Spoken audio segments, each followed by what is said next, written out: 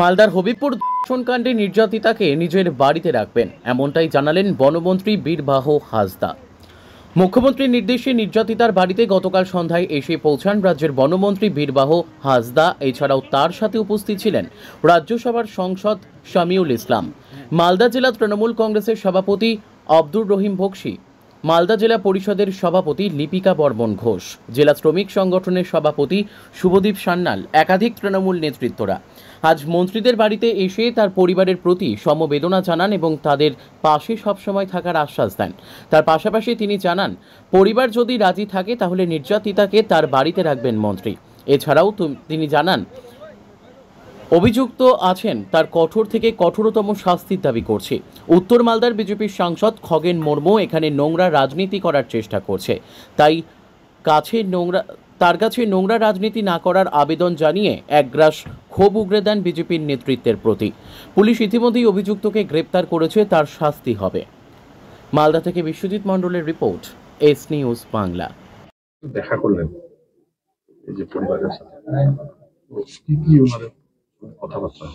দেখুন, আজকে গতকাল রাত্রেই আমাদের 11:30টার দিকে আমাদের নেত্রী মমতা বন্দ্যোপাধ্যায় এবং নেতা অভিষেক বন্দ্যোপাধ্যায়ের নির্দেশেই আজকে আমরা এসেছি এবং পরিবারের সাথে দেখা করে গেলাম।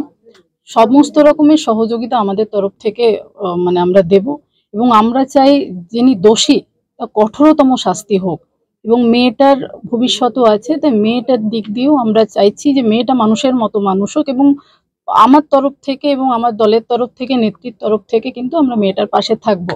আমি নিজে পার্সোনালি চাই মেয়েটা মানুষের মতো মানুষ হোক। একটা শুনলাম যে আপনি চাইছেন মেয়েটাকে নিজের কাছে নিয়ে গিয়ে রাখতে, এই বিষয়টা একটু বলুন।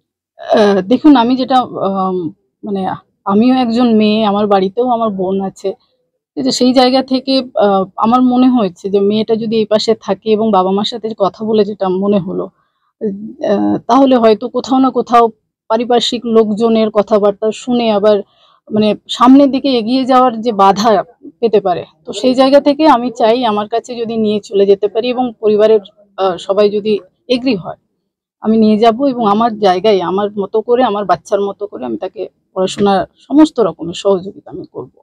একটা বিষয় যে এসপির সঙ্গে কথা হয়েছে এবং প্রশাসনের সঙ্গে 10 দিনের মধ্যে একটা চার্জশিট এরকম একটা কথা শোনা, বিষয়টা?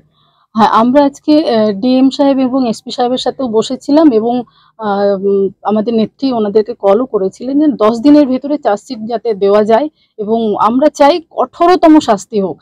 এইরকম জঘন্যতম মানুষ যারা এই ধরনের কাজকর্ম করছে তাদের সমাজে বেঁচে থাকার কোনো জায়গা না থাকাই ভালো এবং আমরা চাই এমনভাবে কঠোর একটা শাস্তি দেওয়া হোক যাতে এই ধরনের কাজকর্ম যারা করার মানসিকতা থাকে তারা ভয় পায়। বিজেপির এমপি সকালে এসেছিলেন, উনি এসে থানাতেও গেছিলেন এবং হুমকি দিয়ে গেছেন আগামী দিন উনি থানা ঘেরাও করবেন, এরকম একটা।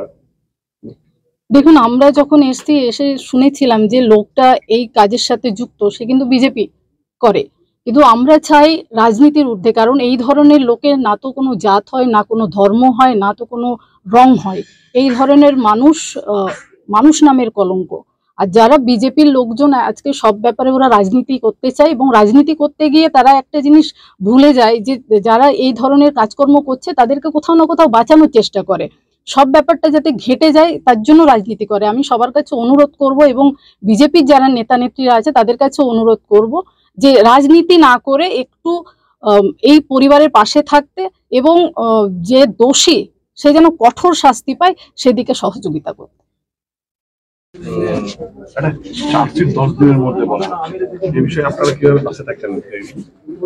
আমি তো সকালেও এসেছিলাম আর আমাদের মাননীয় মুখ্যমন্ত্রীর সাথে আমার রাত্রে কথা হয়েছিল। উনি প্রতিনিধি পাঠিয়েছেন, আমাদের মন্ত্রীকে পাঠিয়েছেন, বীরবাহ হাসদাকে, এমপিকে পাঠিয়েছেন। আমরা এসপি সাহেবের সাথে কথা বলেছি।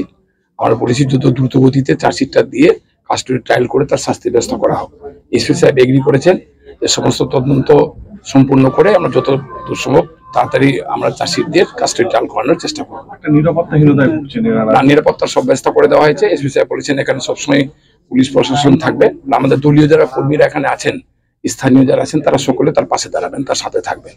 আর যারা রাজনীতি করার চেষ্টা করছেন তাদের কাছে আমাদের বিনীতভাবে অনুরোধ থাকবে যে আপনারা একটু দূরে থাকুন, রাজনীতির দূরে থাকুন, আসুন সবাই মিলে একসাথে পাশে দাঁড়িয়ে এই পরিবারটার সাথ দিই, পরিবারটার সাথে থেকে ওর যে বিচার মানে সেই বিচারের যাতে সে পায় এবং দোষী একদম কঠোরতে কঠোরতম শাস্তি পায়, এবার সবাই মিলে আমরা করি। মুখ্যমন্ত্রী এগিয়ে এসছেন, মুখ্যমন্ত্রী তৎপরতার সাথে ব্যাপারটা দেখছেন। একটু